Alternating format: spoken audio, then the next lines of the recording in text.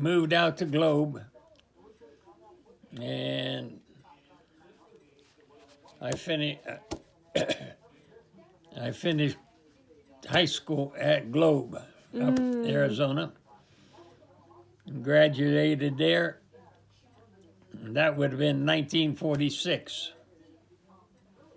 And after I graduated, I went to. I got on a bus and went back to Pennsylvania to visit my old friends. I could do it by myself. And we partied a lot, too much. And I went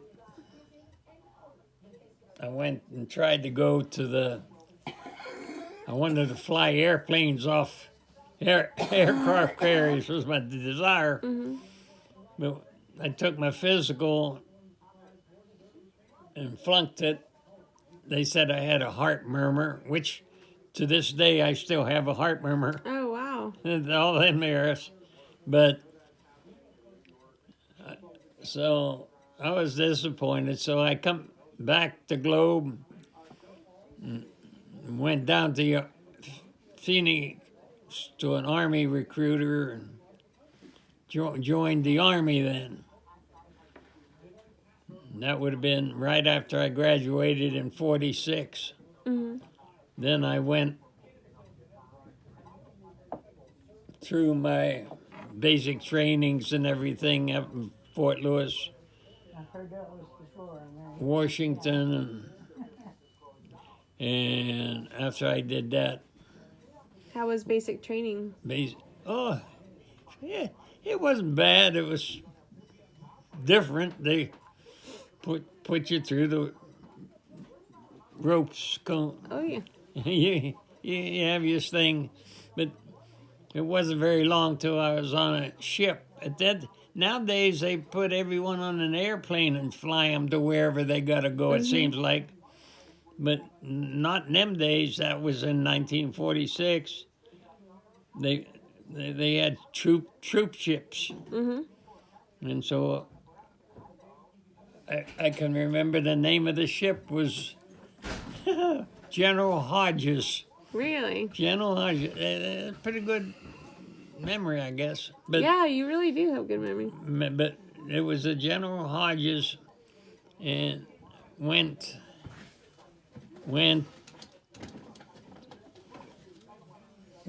out of San Francisco. I remember ship going out under the Golden Gate Bridge on its way out. And I stayed over there from 1946 to 1948 in Japan. Oh, wow. Okay. What part do you remember? Kokura, Kyushu, Japan. Kokura is the southernmost island. Oh, okay. The northern tip, so to speak, of the southernmost island of the Japanese chain of islands. So I was there until 1948 when I got discharged. I don't remember too much about. I got all that years. I got to speaking for fair Japanese, but now all I can do is all I remember is counting to 10. Can you still do it? Oh, ichi ni san chi go roko hichi hachi kuju. That's really good. That's pretty awesome. That's 1 to 10. Yeah, that's pretty cool. You can speak to us in Arabic. Yeah. No, I cannot. I thought I heard you took some Arabic. No, I wanted to. Oh, you. Then if you wanted 11, you'd take the Ju, which is 10, and take the Ichi, which is 1. Juichi was 11. Oh, okay. That's So forth and along like. It follows a similar structure then. Yeah, So that's Juni would Yeah. be 12. Yeah. That's how it is in Spanish as well. So it's kind of, it's interesting. So, yeah, it. I was with the third You engineer worry a lot about that cat. all the time. In Japan. I was with the third Engineer Combat Battalion, What was your day-to-day tasks? 24th You can't see it Infantry even when it's laying there. Division. Huh? What was your day-to-day tasks? What did you do? Well, they were always going on marches. Mm-hmm. And A show of force, or just for training? training. Okay. And Sitting out in the patio. and Sitting out there. I'd have He's just sitting right there my platoon. on the perch on the far I wall. He's carried sitting the right flag. The Just guide on? as you would be marching. You know, I did that too. In basic, did ya? I was the guide-on bearer, Yeah. so I had to lead my flight. Yeah. And they, of course, if I mess up, the whole flight messes up. And I remember taking or doing a left step when I was supposed to do a right, and he said, "God damn it, guide-on bearer, where are you going?" I was like, "Oh!" So I had to do steps to correct it, but he was mad. Who said that to you? My military training leader. Oh. As time progressed after out over there in Japan, there's a couple things. They also had me running a jackhammer, Oh, okay. and at that time I weighed all of 137 pounds, Oh my gosh. and jackhammer shook the hell out of me. I bet. And so I can't remember the exact name of it, proctitis or something like that. It kind of has to do with an infection in the feeder or something. Yeah. No. Yeah. But it makes you swollen up. Yeah. Yeah.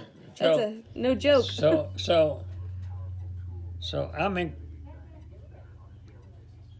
I had to go. They sent me down to Fukuoka, Japan, which is 40 miles away from Kokura. So I went. That's where the big hospital was. Mm-hmm. So I got down that big hospital, and being the United States government, they had a Japanese receptionist there, trying to impress people. Mm-hmm. So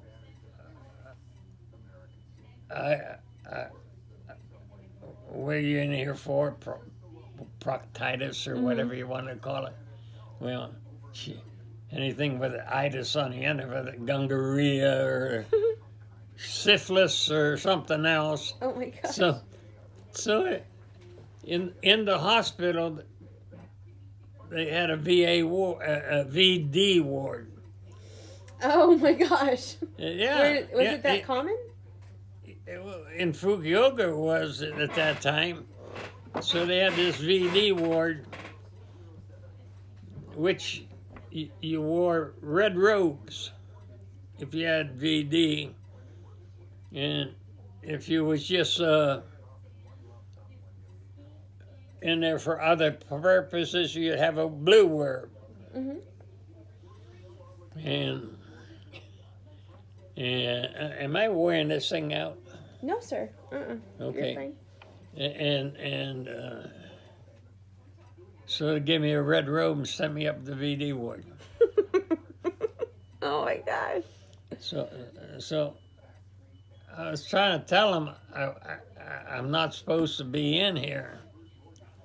So anyways, after a couple of days in there, when I had to pee and stuff, I'd see these guys go in the bathroom and stuff, and when I had to pee and stuff, I'd sneak out and go up in the blue robe section to take a pee and come back because I didn't want to get involved in VD. Mm-hmm. if I could keep out of it. And after a couple of days, a doctor called me in. I guess they were going to treat me with whatever, but I told him what I was in there for. He said, "Well, what are you doing in this section?" I says, "That receptionist stuck me in this damn place, and and he said, "Well, we'll send you down to the Blue Robes." But so they shot me with a lot of penicillin. It was just the beginning of penicillin deal, and I was able to get cured. Okay, two things happened while I was in the hospital, though. It was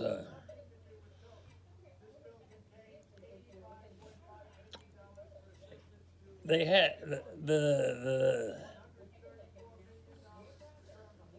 I'm trying to think of the name of it, the name of the group, but God damn, why don't I know that? Well, anyways,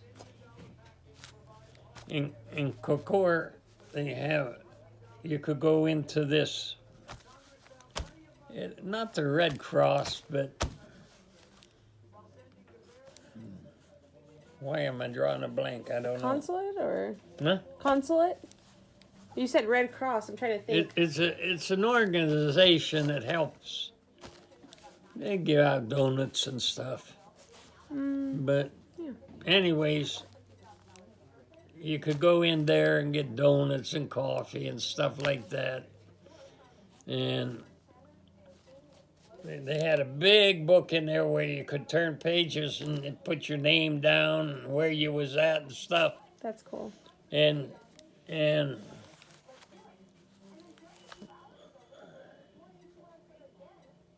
I saw the name of Bud Donaldson in there. He was down in Fukuoka, but Bud Donaldson was a neighborhood kid in Newcastle, Pennsylvania. No kidding. I used to play with. Oh my gosh. That's the one thing. Yeah. But there was one day whenever I was on CQ. Oh yeah. The CQ duty. Yeah, Oh, yeah. I was on CQ duty in Fukuoka. I mean, in Kokor. I put a call through to Fukuoka talking to the guy that's on CQ over there. And I says, do you by chance know anyone in your outfit called Bud Donaldson? He says, oh, that's Mo, but he and I are buddies. We run around together, and we went around together, but he's in town probably having a beer or two, and I'm stuck on duty, so I can't go nowhere, of course. I said, would you please give him my name? I'd like to get together with him one time or other. Would you give me? He said, sure. What's your name? I said, Bob Gaston. And he says, I'll sure. He says, Bob Gaston. That's strange. I graduated with a guy in Globe, Arizona by the same name. You're kidding me. No, Oh my no gosh. kidding. What? Oh my gosh, what a small world. So it's a small world. So the kid in Newcastle was buddying with the kid I graduated. Wow. John Cavito in Globe. No kidding. That is weird. That's too cool though. So actually, when they got, I don't know how I got around. I finally was able. They found out I was. Maybe I called them or something. I don't know how I arranged it, but while I was in the red robe section that couple of days, they come up in the hospital and say, "Hi." Oh my gosh! And you were in the red robe. I was in the red robe, Oh, no. so I couldn't go nowhere Yeah. out with them no. and party. But that I remember. Also, that after I was in the blue robe section,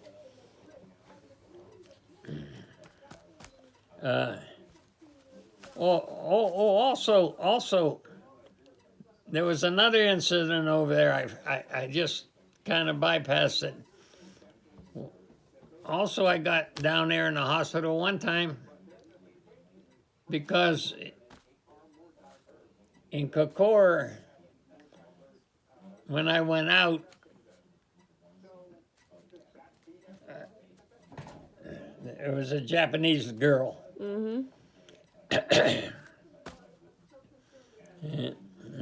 She fed me tuna. And I knew it later on. I got sicker than a dog. Oh no! It wasn't good or something. Oh no! No, I was so sick. So they again, they said, I don't know if it was in Kokora or Fukuoka. I don't know. It was in Fukuoka. Okay, it was. They sent me down to Fukuoka for the doctors to see what's going on because I was so sick. And they decided it was my appendix. Oh my gosh! So They took out your appendix? yeah. Oh my gosh! So about a day after I'd had my appendix out, the gosh darn hospital started shaking like this. Then it was An earthquake? earthquake. You're kidding. Yeah, it Oh was my funny. gosh. I couldn't get out of bed at that time, and I saw guys running like hell down the hallway. Oh my gosh. That's terrifying. But it quit. But it was shaking, that's for sure. So just little things I remember about being over there. I don't know too much more. Did you have any girlfriends? It wasn't. Finally, after so many months, I kept on walking around, going places and doing things when I could. And I found Papa-san and Mama-san, and they had a daughter. She was a nice, cute little thing. But I could go over, I'd take something to them and this and that, but they were very, very kind to me. They would, hell, if they'd give me a bath, Oh wow, that's nice. or always had a spot for a nice place to lay on the floor there. And it was a quaint little place off the beaten path. I truly regret that I didn't somehow or other have sense enough to get their address or something that I could keep on being friends with Mama-san, Papa-san. But, and her daughter was nice. After all, by that time I was only 18. She might have been 16. And I do think they had thoughts that maybe, You were gonna propose to her or something? well, that I'd take her to the United States of America. But but that didn't enter my thoughts truly. But I think they might have thought Yeah. that.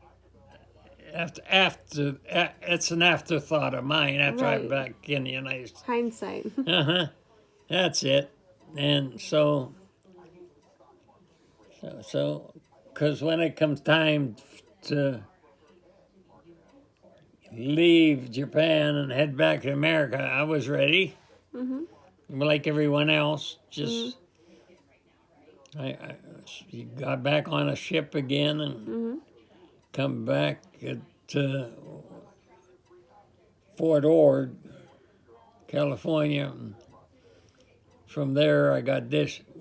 We all got no, it wasn't Fort Ord. My mistake. We went out from Fort Ord, I think. Where was it? We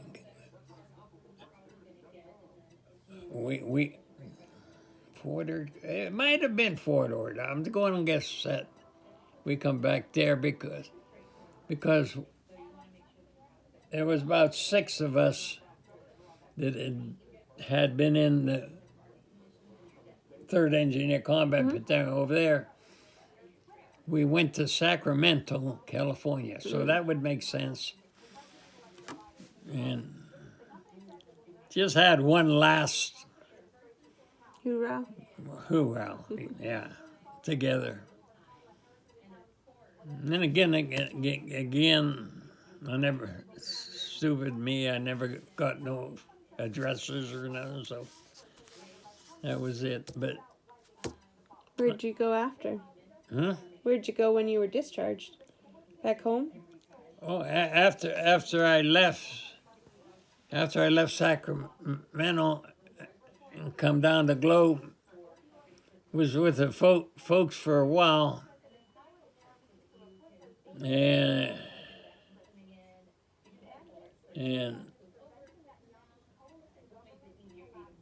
I was by that time maybe 19 or 20 or something. And there was a gal that got involved. My dad saw trouble brewing with me, I guess. So he said, "You better go back to Newcastle and visit your grandma." I got on a bus and went to Newcastle. And Because the girl wasn't a good suit for you? A good fit? no, she was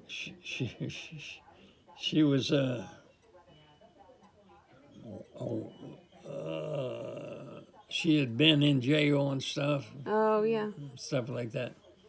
So anyways, after I'm back in Newcastle for a while, she left the hotel and ended up in Newcastle. Oh. So I got to Newcastle and I was still young and crazy, and so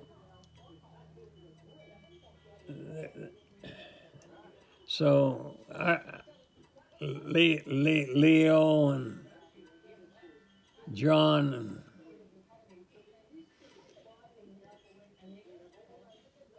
a couple others would be drinking and stuff. And one night I was in John Malcar's house. And there's a rap on the door. It's evening time. I was staying at my grandmother's house. John's place was just a matter of half a block away. So, and there was a knock on the door. Holy Christ, it was my dad. Oh my gosh, really? Once that gal left, he was on the tail to make sure Oh, the girl left Globe and went to Newcastle? yeah. Oh. And when Grandpa? and that's when he followed up on that. So after that, that was the end of the girl, and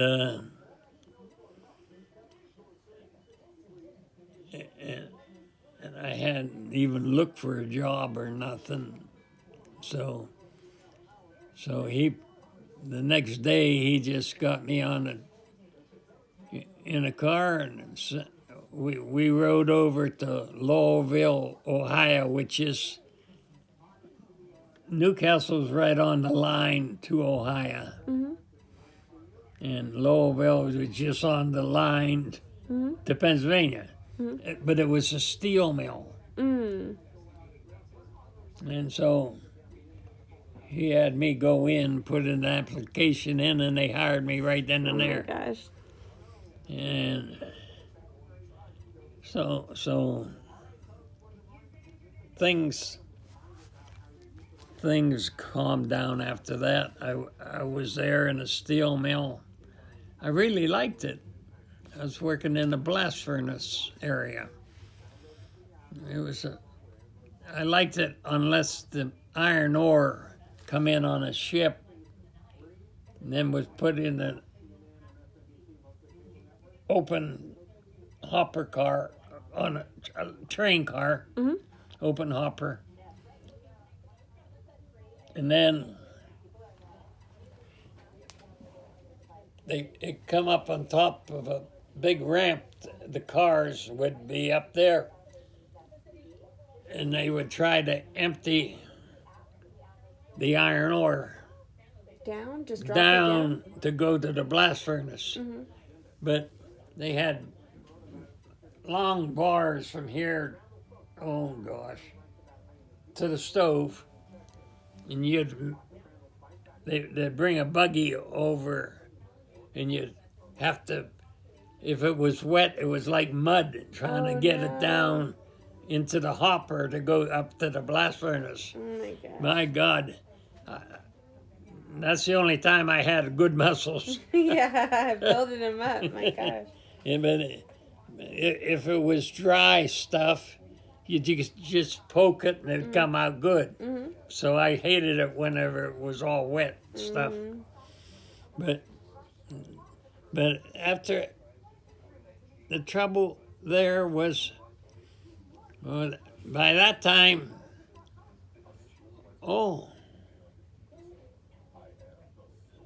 at that time I wasn't married, was I? What would that have been? I'm trying to figure. It was in 1951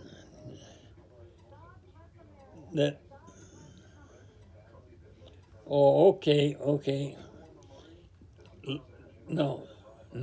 Steel mill. They went out and strike. Something. I can't put it together. Right now, I'm kind of confused.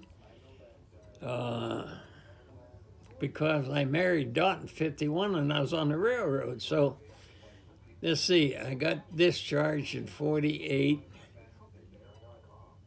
So all this call was from say 49 and 50 in a steel mill, and then they went on strike. No, but that ain't right. That ain't right. Somewhere I'm lost in there. But I'm just going to bypass that area Okay. and go to. Where did you meet Grandma? Huh? Where did you meet Grandma?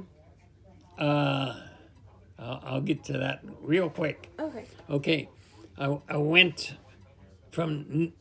I was sitting there with my folks in Youngstown, Ohio, where they were living at that time. And I was not working. The steel mill was on a strike or something. But that was it's not quite right. But anyways, I saw where I had books. I was going to become a funeral. I wanted to go into a funeral home Oh, okay. and be a mortician. And I had the books to go to Cincinnati College of Embalming, but was looking at the paper, and Dad says, "Here's something you might be interested in. They're looking for railroad people in Kansas City. There's a school." I had the GI Bill anyways, so what do? I pick up all my stuff in Ohio. What little I have, shirt on my back, and I go to Kansas City and go to this school for 6 months. And Did you like it? yeah, I learned. They learned me telegraphy That's really cool. and other things about railroading. And so I was there for 6 months, but the GI Bill wasn't paying a lot of money. So it was 6 months of pretty bad times as financially. Oh, yeah. So I met up with a fella there going to school too, Mickey Russo, and we shared a room in a place in Kansas City. It's been torn down since, called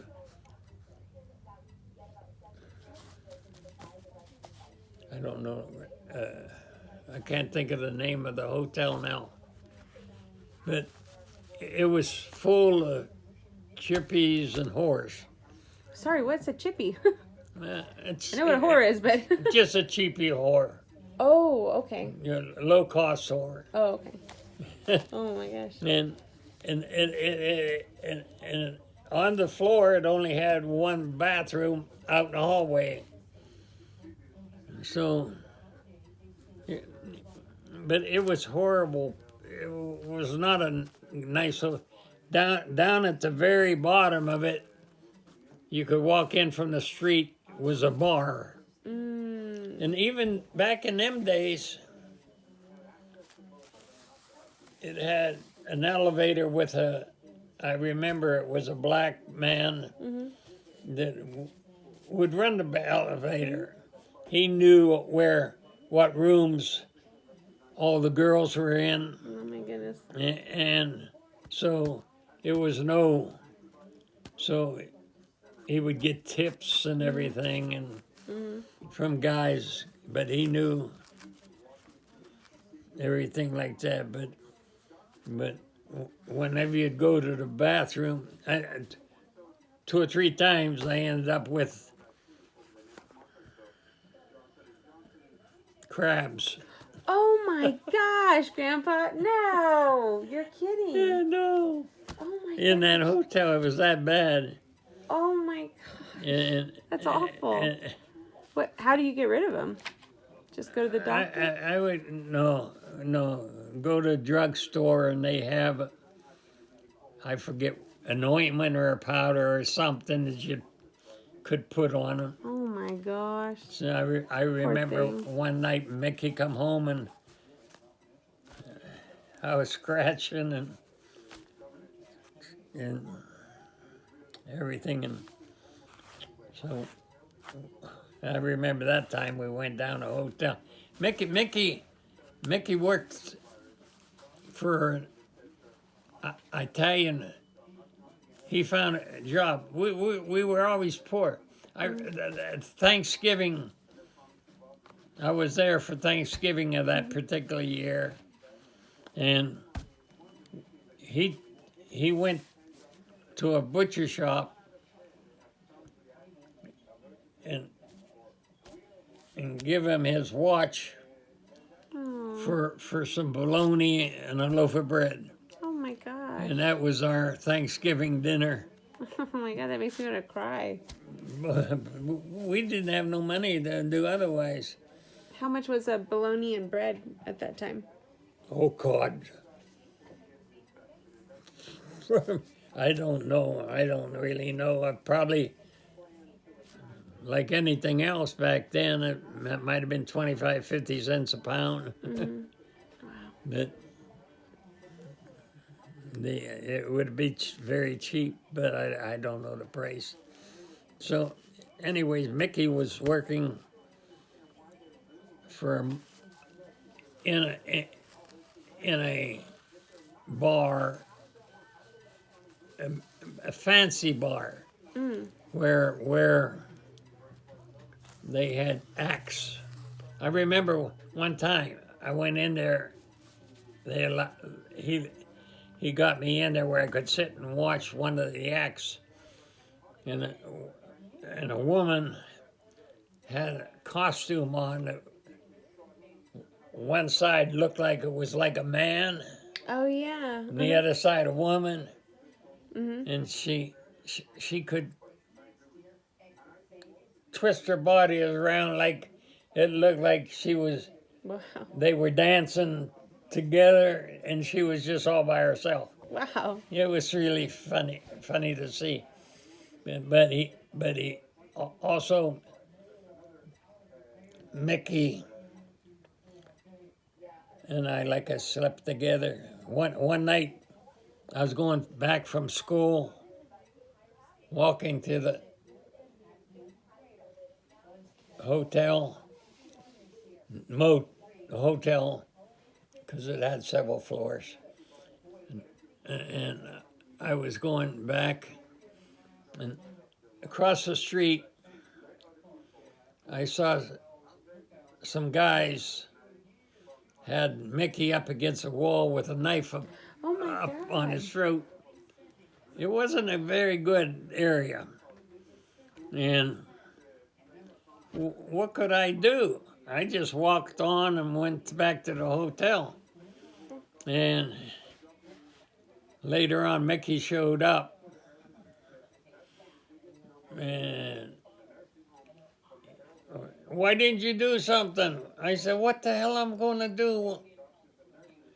Them big guys, I'm going to come over there. I'm just a twerp. So I said, you got yourself into that damn problem. Because he was messing around with one of the guy's girlfriends. Oh. And that's what brought that on. So then, for a few days, well, he had a gun under his pillow when he went to sleep. That didn't we? Then I guess he got the word from him finally. The mafia, he got the word, and to get the hell out of town. He was messing with the mafia's Girlfriend. Oh my gosh, Mickey. One from Kansas City. The girlfriend was, of course. No, she was from, I think, St. Louis, but she was working over there at that bar. That he was working at. And he got wrapped up with her a little bit, but these guys, the boyfriend didn't like it. Yeah. So that's how that all happened. Anyways, it was about, I don't know, the wee hours of the morning, say 1, 2, 3 o'clock in the morning, he woke me up. They called me Junior because I was so young, and these guys are much older. Mickey might have been 25, 27, Oh, okay. where I was maybe 19 or 20. Yeah.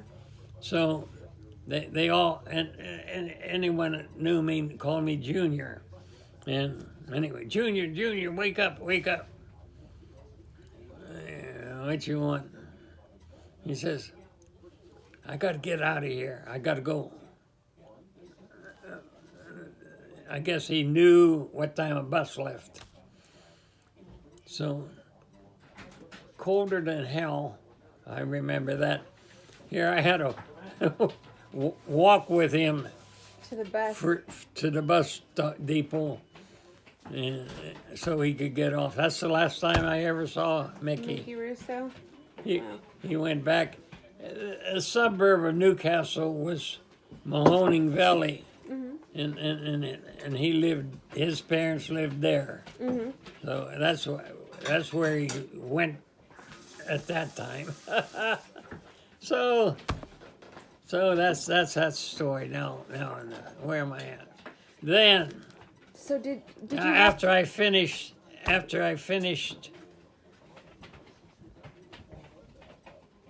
you the school, the school actually sent me to the Reading Railroad. wait? So will you give me a drink, please? Yeah, just water's good. He sent me to the Reading Railroad in Pennsylvania to work. I actually asked him I'd like to go to Southern Pacific out here because my folks were in Globe. Right. But no, they sent me to the Reading. Well, that's where I went different, anywhere from Philadelphia to on the other end of the railroad was a place called Lurgan Junction, which was just outside of Shippensburg, Pennsylvania. And so I'd be working there at Lurgan Junction. I was staying in a hotel there in Shippensburg, and going there, right next door was a restaurant, and my future wife was a waitress there. Oh wow. Always the story I always tell is what a good sandwich I got. I'd get maybe something. I might be going Carlisle or some of the local areas, or Lurgan right outside of town to work, but if it happened to be the shift where she's working, she'd put a lot of lettuce on it too. I like lettuce on the sandwich. But the story I always talk is after I married her, I got no more lettuce. Oh man. It kind of just a joke. Yeah. But anyways, I met her, and So this is 50, 51? Because you said you got married in 51. well, it must have been in the late 50s. We only knew each other maybe 6 months before I married. But another story. Oh, God. Do I tell stories? Tell stories all you want. So, anyways, you could go down to Hagerstown, Maryland, and get a marriage license by yourself. You didn't have to have a blood test. Oh. Some states make both people get a blood test or something. The same thing here. If you're in Arizona, you go over, at least it used to be, I don't know now, but you go, all that people would go over Lloydsburg, New Mexico. You don't have to get a blood test. It's just someone can get a marriage license by themselves. In that case, I went down to Hagerstown, Maryland. She never knew it, but Oh my gosh. I got a marriage license. And then I kept marriage license only good for maybe 30 or days or so, 60, whatever it is. But Until you got it notarized or something? Nah, I went to the courthouse and got it, so I don't know whatever. I probably whatever they do, it made it official at the courthouse. So I got thinking about it. I kept thinking about it.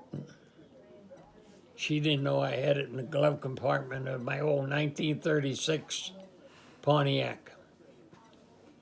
And this is the last part of 1950, I guess, that or no, it would have been early part of 51. And I just did a bad thing. I just up and decided, oh, I'm too young to get married. Mm-hmm. So I quit my job. Mm-hmm. Just to run away. At cold feet? So, yeah. Sorry, jackass. But anyways, I got on the Pennsylvania Turnpike then. My folks are living in Ohio. I'm still thinking about her all the time. Mm-hmm. I've quit my job now. Mm-hmm. Went over to my folks. I walked into the house. That's all fun. I just walked into the house and asked them if I could use their phone. Yes. No, I knew her phone number because I'd called her many times. Can we go there and do this or do that? So, hi. Hello. Hey, Daddy. So I put the phone. So I walked in the house. Can I use your phone? Yes. I call her up. She happens to be home. Did she know you? I Did she say- know you left? Huh? You didn't tell her you left. You just Oh left. yeah, I told her. Oh. I told her I'm quitting. I'm going back home to where the folks are. And she said, I remember her saying, "You're leaving me, aren't you?" Oh no, I'm not lying. But God, I thought so much of her all the way across that turnpike that when I ran to the folks, so please, can I use your phone? Yes. I called her up on the phone. Basically, what I asked her, would you marry me? Mm-hmm. That's so sweet. And she said yes. She said no. Hell no. She got on a bus and come over to Youngstown for maybe 4 or 5 days. I remember. Was that the first time she met your parents? Yes. Oh. And she stayed there. I remember her mom going out and buying some clothes and this and that. And then I don't have no job. She's left her job now. Mm-hmm. So, but we after 4 or 5 days, we get in my old 36 Pontiac, go back to Shippensburg, pick up her mother, and go to Hagerstown where I had the marriage license. Mm-hmm. And in them days, they had phone booths out on the corner Mm-hmm. where you could put a quarter or dime or whatever amount of money, I don't remember. So I had went through the phone book and found phone number for a Presbyterian pastor. Mm-hmm. And I called his house, and his wife says, well, this is the day before Easter. So he's it's evening time. She said he's in his study at church. If you may call him there. So I called him at church, and he says, well, I told him what I wanted to do. I wanted to get married. Mm-hmm. He says, well,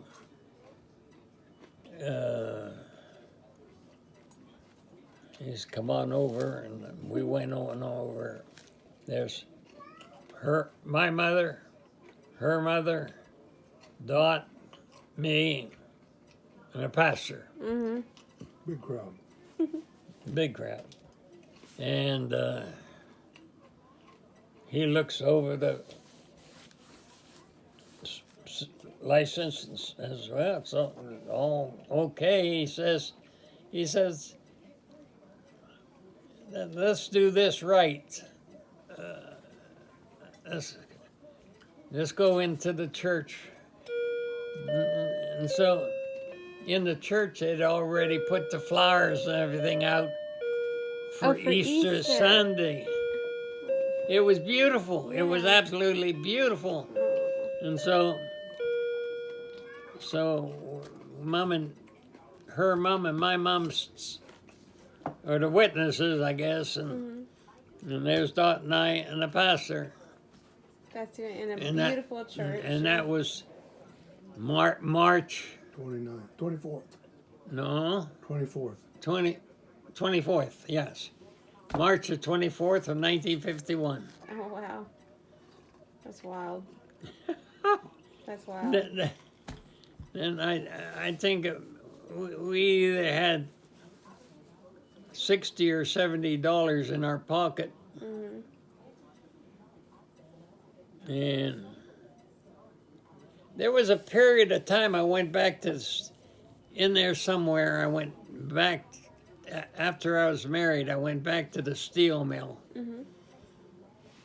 That was it. And I worked there.